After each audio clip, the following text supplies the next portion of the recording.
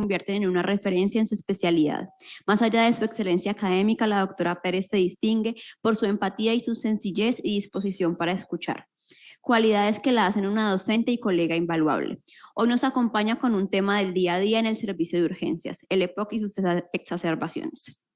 Ay, buenas tardes, Juanita, pero yo ya te había puesto la nota. Si no te hubiera puesto más 10. Tienes que volver a pasar por Neumo. Bueno, muchas gracias a todos, muchas gracias a la invitación a los residentes de medicina interna. Veo que acá están los C4, entonces este tema ya queda revisado para todo el año, más los C5 también, veo muchas caras familiares. Espero no dormirlos porque esta hora de la tarde es un poquito pesada. Yo traté de hacer esto como muy práctico, muy dirigido más a atención primaria, a las cosas en las que yo veo en mi vida, en mi día a día como neumóloga, que veo que hay como falencias, especialmente en la parte de la formación en medicina general. Entonces miren que me llamó la atención, pues ustedes todos conocen a la ANEC y miren esta definición tan bonita, fue hecha hace 200 años. Él reconoció una enfermedad que es caracterizada por una disnea persistente, entonces lo que nosotros hoy en día conocemos como EPOC, pero que está caracterizada por unos episodios muy puntuales, agudos, de empeoramiento de la tos, cambios en el esputo. Miren que ahí está definiendo exacerbación de EPOC y nos está diciendo la exacerbación de EPOC es una exacerbación clínica. Y miren, lo reconoció él con una mera observación clínica y lleva a esto, asfixia. Entonces miren que está reconociendo, es una persona sintomática respiratoria que tiene un cuadro agudo y si ese cuadro agudo lo lleva a la muerte y lo reconoció él hace 200 años. Entonces ya viene uno a ver qué pasó hoy en día. Imagínense en 200 años y solo hasta 1995 la ATS, o sea, la Sociedad Americana de Neumología, hace la primera definición, 200 años después, a pesar de reconocer que la exacerbación de EPOC es un marcador de mortalidad en los pacientes de EPOC. Entonces, ¿ellos qué dijeron? Parecido a lo de la ANEC, dijeron, bueno, es un sostenido deterioro de la condición basal del EPOC, que tiene pobre respuesta al tratamiento y estos son los tratamientos que ellos recomendaban en esa definición de 1995. Pero entonces, ¿cuál fue el problema que vino posteriormente? Que nos dimos cuenta, bueno, estamos tratando con estas cosas, pero ¿por qué los pacientes tienen readmisión? Y yo creo que los que han estado trabajando en servicios de urgencias se dan cuenta del paciente de EPOC que le dimos salida y a los 5 días volvió. Entonces, porque 1 en 5 vuelven dentro de los primeros 30 días. Muchos mueren en la atención intrahospitalaria al 5% y esto es lo más llamativo, una mortalidad que incluso a los 3 meses es del 11%. O eso hay una enfermedad que una vez se activa nos está diciendo tiene una mortalidad mayor en los 3 primeros meses que incluso la mortalidad que tuvo intrahospitalaria. Entonces, ¿eso qué nos dice? Que el EPOC una vez se activa mecanismos inflamatorios que hacen que la función del paciente nunca vuelva a ser como antes del EPOC. Entonces, en realidad el EPOC es un marcador de riesgo. Bueno, entonces eso que parecía tan fácil, esa definición que la ATS nos dijo que, pues deterioro, se puso malito. A pesar de eso, miren todos los esfuerzos de mantener diferentes definiciones. Entonces, después caímos en cuenta, bueno, cuando le decimos a un clínico en atención primaria, deterioro, pero ustedes saben que las enfermedades respiratorias son variables, entonces es común que el paciente el fin de semana esté bueno, el lunes ya amanezca malito, más ahogado, entonces eso es un EPOC. Entonces eso creó muchas disparidades, entonces por eso ellos dijeron, no, en 14 días vamos a decir que es un evento agudo. Después otros dijeron, ¿y qué pasa con aquellos que no tienen tratamiento? Porque sabemos que en EPOC la gran mayoría de los pacientes no son muy adherentes al tratamiento, entonces dijeron, no, pues entonces digamos que es aquellos a los que tuvimos que darle un tratamiento extra. Entonces miren que la definición todavía sigue siendo muy ambigua y eso que estas son las últimas guías. La GOL 2025 exactamente lo mismo. Entonces después vino el grupo español y dijo, bueno, estamos reconociendo que hay un cambio en la estabilidad por un proceso de obstrucción respiratoria que ha empeorado de una situación basal. Pero miren que todavía la definición, si ustedes como clínicos se van a eso, a un servicio de urgencias, les va a quedar difícil hacer un diagnóstico de EPOC. Entonces, básicamente lo que tenemos es una cantidad de noxas que pueden ser virales, bacterianas, de contaminación, inclusive otras que desencadenan una respuesta inflamatoria en el pulmón. Eso se ve reflejado en mayor disnea, deterioro de los volúmenes expiratorios, en taquipnea, atrapamiento de aire y pues todas las consecuencias que llevan a la falla respiratoria crónica. Pero entonces, viendo el EPOC como tal exacerbado, notamos varios rasgos que todos los que hayan estado en urgencias han notado. Es que el paciente con EPOC muchas veces también tiene fibrilación auricular. Entonces dice, si le ponemos mucho salbutamol, entonces hace mayor fibrilación. O de pronto ese paciente le comenzamos a notar que tiene un poquito de estertor, es que está fallosito. Entonces dice uno, le tomamos un ProBNP y también lo tiene alto. Y de pronto le tomamos una troponina y también está altica. Y entonces, ¿qué tiene? ¿Está exacerbado o es que hizo una falla cardíaca y sibiló o es que tiene todas las anteriores? Entonces ahí fue que la definición dice, tal vez de pronto esa definición de EPOC exacerbado tenemos que manejarla más como de formas, como un síndrome, como hacen en el evento coronario. O sea, tienes elevación del ST, la troponina, lo que dicen, ¿cómo es? Lo del delta, todas esas cositas. Porque desafortunadamente en el EPOC exacerbado no tenemos un marcador bioquímico que nos diga el paciente está exacerbando. Entonces, miren, la línea es muy sutil. Entonces dicen, no, tratemos de identificarlo como un síndrome, busquemos una clasificación de severidad que sea accesible y tratemos de identificar como unos clústeres, que todos compartan una expresión clínica similar, que es que aumento el broncoespasmo y la disnea. Entonces, buscando cosas para ustedes, me encontré con esto. Esta es una de las cosas por las que uno cuando lee cosas debe mirar dónde está leyendo. A mí me gusta leer mucho siempre las guías de medicina familiar porque son muy prácticas. Pero esta que me encontré, americana, pues yo me encontré esto. Dice que manejo práctico del EPOC exacerbado. Y me encontré esta primera gráfica y hasta yo misma como neumóloga dije, ¿y eso qué es? Le vamos a dar mucolíticos, opioides, benzodiazepinas, sulfato de magnesio, todas las combinaciones de lo anterior. O sea, esta es una guía poco práctica que además está combinando EPOC con AMA. Entonces, si ven, por eso hasta para leer uno artículos tiene que mirar y revisar, y porque puede terminar uno leyendo lo que no es. Bueno, entonces volviendo a la española, entonces tenemos esos activadores del EPOC que comparten mecanismos biológicos, patofisiológicos que terminan provocando ese síndrome, y lo que tenemos que buscar es como esos clústeres que yo le decía. Entonces, vienen de esos clústeres, entonces, primero, estado basal del paciente. Entonces, ahí viene un punto muy importante. ¿Cuál es el estado basal del paciente? Porque la guía dice deterioro del flujo expiratorio, y entonces ahí viene el gran problema, es que ellos tienen espirometría para todo mundo y tienen espirometría en urgencias. Entonces es muy fácil que el paciente le diga a uno, es que mi BF1 era de, no sé, 2.5 litros y ahora estoy en 2. Pero nosotros no es nuestro caso, entonces ahí nos queda difícil. Entonces quedamos como con el proceso inflamatorio de base. Y estos son los clústeres que vamos a hablar ahorita. Entonces recuerden que viene esta parte muy importante. ¿Eso qué nos quiere decir? Que para nosotros determinar que un paciente tiene una exacerbación, lo primero que tenemos que establecer es cuál es su estado basal. Porque si no, ¿cómo le vamos a decir tienes un deterioro? Quiere decir que es una definición clínica.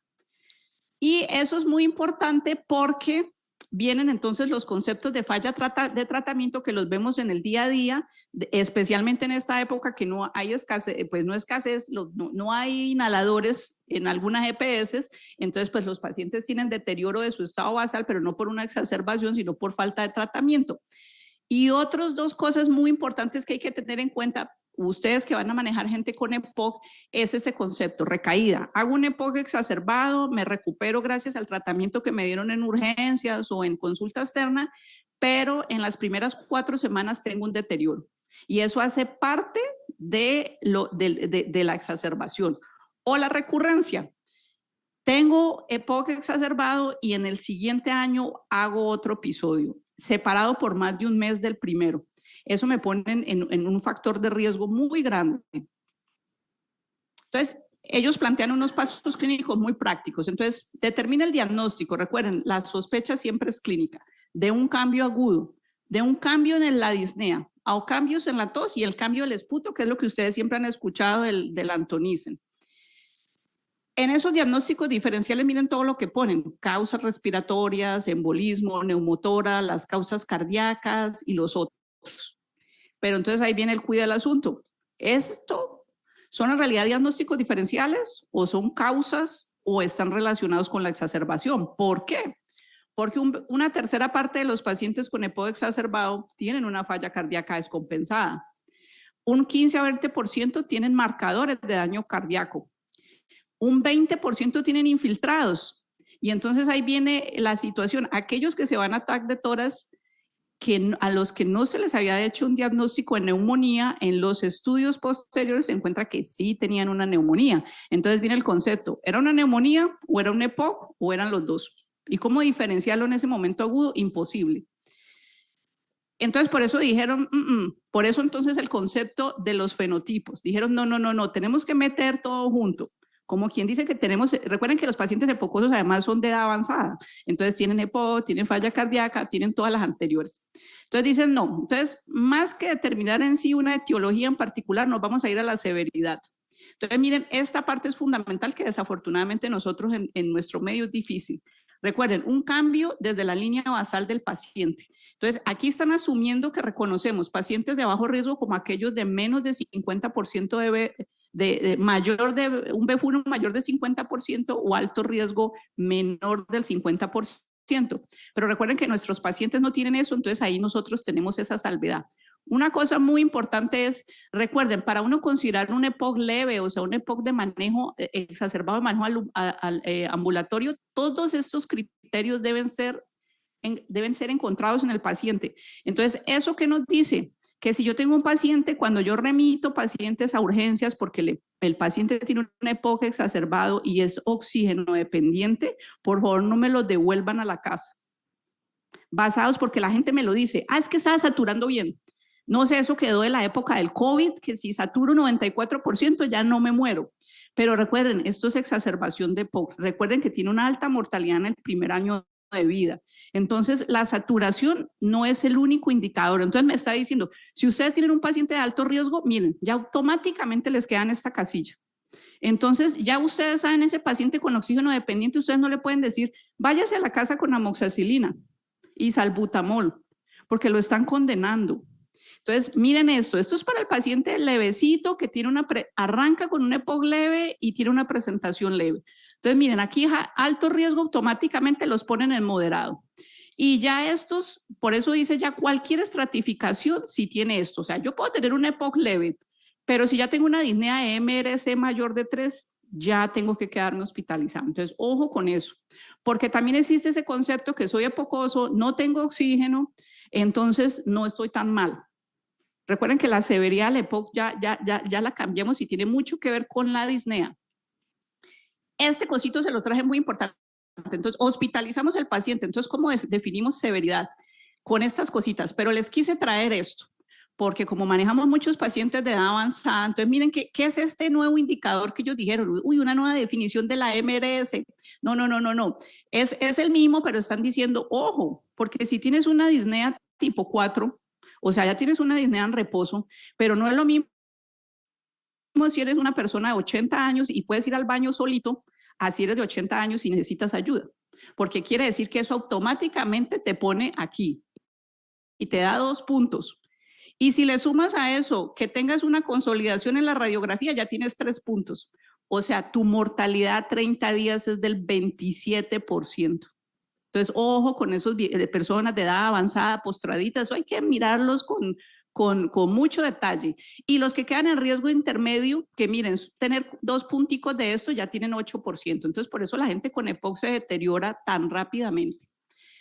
Importante, una tercera parte quedan sin etiología, la gran mayoría son virus y bacterias. Muy bueno hoy en día los sitios donde tenemos panel respiratorio porque nos ayuda a reconocer la importancia del virus, pero recuerden que es muy frecuente. Recuerdan lo que hablamos de las recaídas y todo ese cuento, que es lo que se ha visto. A la gente normalmente le da el episodio viral, pasan el episodio viral y a los 3 o 5 días comienzan a hacer la expectoración, o sea, viene la coinfección bacteriana. Entonces ahí es donde uno tiene que prestar mucha atención de esto. Más que pues nosotros acá en nuestro medio casi no tenemos en consideración esto, pero es un factor muy importante. Entonces miren que estos son como los fenotipos. Entonces tenemos que este es el que está todo el mundo muy sensibilizado, infección bacteriana, igual colóquele antibióticos. Pero recuerden que los otros fenotipos son los que tienen concomitantemente algo cardíaco, los otros son los que tienen neumonía, embolismo pulmonar, hipertensión pulmonar y todas las otras cosas. Por eso a mí siempre cuando me interconsultan en urgencia, porque tiene un EPO exacerbado y no mejora. Y yo siempre le digo a los médicos, es porque hay que buscar la causa. Porque el EPO es como la diabetes, se exacerba cuando algo más lo está exacerbando. Entonces ahí es donde nosotros, yo siempre lo molesto y le digo, es que hasta una uña encarnada uno le exacerba un EPO. Siempre hay que buscar qué hace que ese paciente no me mejoró. Bueno, entonces ellos dicen, bueno, una vez evaluamos la severidad, que ya vimos el otro cuadro, entonces en leve, moderado y severo. Entonces miren esto. Como estos son las guías del mundo desarrollado, entonces ellos están asumiendo que nosotros estamos viendo a alguien en consulta externa, el test básico de saturación, que muchos van sin saturador a consulta externa, yo por eso le digo a los estudiantes, carguen el saturador, porque es que ahí ya tienen ustedes saturación y frecuencia cardíaca. Y los test recomendados. Bueno, a nadie le hacen esto en consulta externa. Porque es que en el mundo desarrollado uno le da una orden de esto a un paciente, en la tarde él se hace esto y luego uno al computador le llegan los resultados, pero a nosotros no nos pasa eso. Entonces, mi mensaje es que si ustedes tienen, los presentimientos siempre son importantes, ustedes creen que ese paciente exacerbado, 80 años, ustedes no mándenlo a urgencias. Bueno, no se queden con él porque ustedes, no, ay, es que la guía decía que leve yo lo puedo manejar, no, pero es que usted no tiene todo esto. En los que van a hospitalización, entonces miren que ya la cantidad de estudios que tomamos pues dependen de la condición clínica. Pero miren esto, ahí sí ya son los test básicos. Entonces deberíamos tener gases, hemograma, miren, electroencefalograma, electrocardiograma. Recuerden la parte cardíaca, la radiografía de tórax, la saturación. Y ya dependiendo si ustedes tienen un clúster, que el ProNP, la troponina, el dímero D. ¿Por qué? Porque recuerden que siempre estamos buscando infección, falla cardíaca o evento coronario, estamos buscando embolia pulmonar. No quiere decir que a todos se lo vamos a hacer, pero tenemos que tenerlo en mente. Una vez evaluamos, pues si estamos en atención primaria y tenemos estos marcadores, imagínense, pues PCR, pero es que ellos miden PCR como con el glucómetro, ¿no? Nosotros no tenemos eso. Nosotros tenemos que mandar al paciente al laboratorio clínico para que le manden sangre. Ellos aquí cuando ponen esto es cuando ellos tienen el marcador, nosotros no. Entonces se supone que con estas cosas usted le envía antibióticos, pero miren el detalle de esto. Dice, evalúe la respuesta en las 72 horas o antes. Nosotros tampoco tenemos eso. Entonces, por eso sean muy cuidadosos con el paciente con EPOC, porque la guía está asumiendo que usted le hizo todos esos exámenes y el paciente en menos de 72 horas, si se pone malito, va a llegar a urgencias, pero no es la situación chuchombiana. En el moderado, miren que básicamente definimos como ese perfil de broncoespasmo eosinofílico y entonces es el que le damos esteroides o vamos al bacteriano o lo que pasa en la gran mayoría de los casos es que tenemos una combinación y terminamos haciendo las dos cosas, antibiótico y esteroides. Y aquellos que se van pues para el hospital porque ya tuvieron algo más. La parte de los broncodilatadores, que miren esto. La técnica de inhalación es vital, porque miren que las guías dicen muy bien, si usted lo quiere usar con inhalocámara, si lo quiere usar con o sin o con nebulización, lo puede hacer porque es perfecto. Ellos también están partiendo del hecho que el paciente sabe cómo usar la inhalocámara y que los doctores también, cosa que no pasa tampoco. Entonces miren las dosis, son dosis bien altas. Para cuando a veces yo voy a ver interconsultas y paciente con crisis de broncoespasmo con salbutamol 2 cada 8 horas. Bueno, miren, ¿cuánto es el salbutamol? 100. O sea que si me está diciendo 4 a 6, me está diciendo 4 a 6 cada 4 a 6 horas.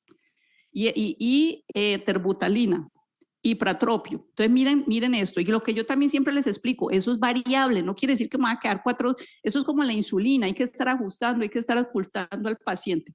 Nebulizaciones, uno también puede utilizar nebulizaciones, pero tiene que saberse las dosis. Entonces, para saberse las dosis, uno y saber cuando usted vaya a la terapista respiratoria, le diga cuántas gotas le vamos a poner al nebulizador. ¿Cuántas gotas le vas a poner al nebulizador? Esa sonrisita, ¿no? Dice que bueno, y de aquí que ustedes busquen en Google y todo eso, ay, les va a dar pena. Porque además el paciente les dice, doctor, y yo tengo Verodual. Y entonces, ¿cuántas gotas de este? Mire que este me lo regalaron. Y usted espere que busco, que es que no tomé la foto de la presentación, pero la doctora Ingrid no tenía verodual ahí. Entonces, miren, ay, no. Entonces, miren, estas son las concentraciones. Eso más o menos en términos prácticos, ¿a qué equivale? Casi siempre estas concentraciones arrancan en las 10 gotas. Y van subiendo a 10, 20, 30, 40 gotas. Uno puede combinar, uno puede hacer 20 gotas de salbutamol, 20 gotas de bromuro. Recuerden que la cantidad de líquido en el que uno diluye también es muy importante, porque si el volumen de líquido es menor de 3 centímetros, como nosotros utilizamos estos compresores del aire de pared, ellos dependen del volumen. Entonces, si ponemos, han hecho nebulizaciones, ¿no? Cuando el volumen ya está muy bajito, casi no sale. Entonces, si pone muy poquito volumen, pues casi no le va a salir al paciente, entonces él casi no va a inhalar. La gran mayoría del medicamento ellos casi siempre lo inhalan al principio de la nebulización.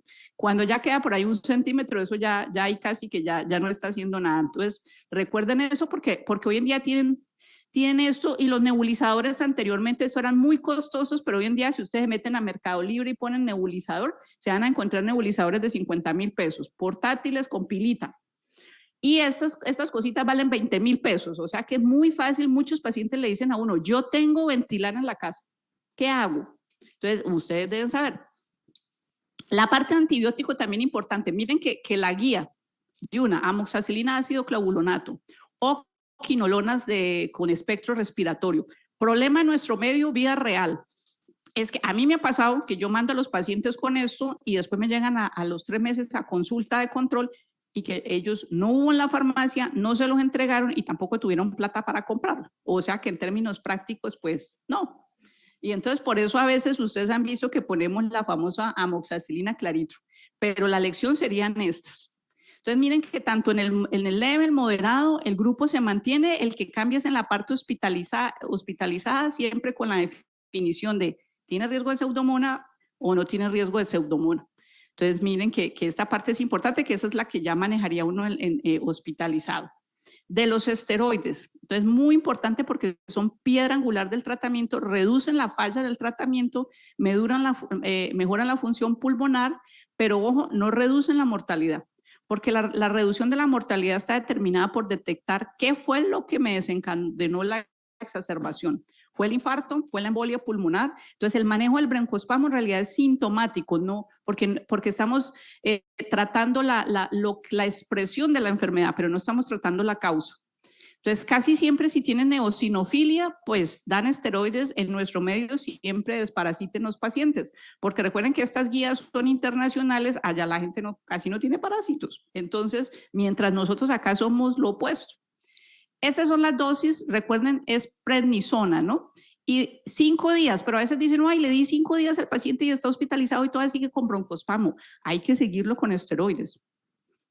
Porque, ay, es que la guía dice que son 5 días y ya completó los 5 días y se los suspendimos, pero todavía sigue sibilando. ¿Y entonces qué hago?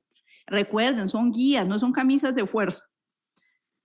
Entonces recuerden, prednisona 5 miligramos, entonces quiere decir que estos son los equivalentes, no se los tiene que saber uno de memoria, pero sí de pronto la enfermera le dice a uno, ay, pero tenemos hidrocortisona, y ustedes, ay, espérese un momentico que yo no sé a cuánto era. Esto, y por eso se los puse acá. Es muy frecuente que los pacientes con enfermedades pulmonares se van al servicio de la farmacia y les ponen una dexametasona. Entonces cuando ustedes van a auscultarlos, no están re bien, pero en realidad están que se mueren. Bueno, esta de la ventilación no invasiva, pues lo obvio, pues si uno está acidótico con hipercamia y se está muriendo y en paro y boqueando, pues ahí llama al doctor Jonathan. Para eso no necesita mucha ciencia. Pues de obvio, en UCI, porque allá me están escuchando los de UCI, no me refiero a eso, sino para saber que alguien se está poniendo mal, es ser observador. Criterios para admisión, bueno, eso también pasémoslo, que ya me están ahí ya, bueno, vamos a ver acá. Recomienda, vea esto. Muchas veces le dan salida, ¿y con qué le dieron salida? Ay, salbutamol. Y uno, ¿cómo así que salbutamol? ¿Y dónde está el lava-lama? ¿Dónde está el inhalador? ¿Dónde está que completó el tratamiento antibiótico? ¿Dónde están las recomendaciones? No, nada, que fuera consulta de neumología. No, esto es de ustedes, a ustedes que les toca hacer esto. Mire que me pasa muchísimo que los pacientes, tratamiento de podo exacerbado para la casa. bromuro, ipratropio y salbutamol. No, recuerden que eso es tratamiento de ataque. Bueno, entonces la conclusión, miren, siempre prima el concepto clínico. Ustedes pueden leer las guías de embolia pulmonar, de EPOC, de asma, que severo. Vea, yo odio las clasificaciones, casi ni me las sé. Porque si ustedes ven en detalle cada clasificación, todas hablan de frecuencia cardíaca, todas hablan de frecuencia respiratoria, de saturación y de lo obvio. Si el paciente se ve mal o mal, regular o bien. Por eso es que yo, todos los que han rotado conmigo, por eso es que los molesto con el cuento de buen estado general y se está muriendo. Buen estado general y le estamos pidiendo cupo a la UCI. No, pues descríbanlo como es, regular, caquético, crónico, lo que sea, porque eso les da una base a ustedes. Saturadorcito, porque ustedes siempre que dan un paciente taquicárdico tienen que tener la frecuencia cardíaca es siempre la primera en caer. Yo no les voy a decir que yo le mido la frecuencia respiratoria a todos mis pacientes, pero si yo veo que está taquicárdico, medio desaturadongo, pues yo automáticamente lo primero que hago es miro aquí, porque el que está taquipnéico siempre se le ve aquí. Entonces está lleno de sacos, bueno, venga para acá. Siempre ausculten la parte posterior, porque a veces solo auscultan acá, el paciente está acostadito ahí y acá no se le escucha nada. Y uno se va acá atrás y se encuentra unas sorpresotas. Entonces miren que es clínico. La definición del EPOC, de la exacerbación, EPOC ambulatorio, AMAS, todas son clínicas. Todas están basadas en signos clínicos y saturación. Pero utilicen ese saturador no para decirle al paciente, ay, usted no, váyase para la casa. Utilice ese saturador lo contrario, para pensar no a quién mando a la casa, sino quién se debe quedar hospitalizado, quién debería ir a atención primaria, quién debería ir a nivel 1, a nivel 2, a nivel 3. Eso lo baso con signos vitales, factores de riesgo. Ahí viene la percepción clínica, que es algo que ustedes tienen que desarrollar. Ese paciente que no tiene inhaladores, ¿cómo le voy a decir váyase para la casa? Y si no tiene plata para comprarlos, pues lo tengo que dejar en urgencias, aunque sea que se estabilice, porque no lo mando a morirse. Entonces, por eso, miren, la situación social, las comorbilidades, porque en eso es lo que me va a determinar no solo el diagnóstico, sino la evolución del paciente. Bueno, muchas gracias.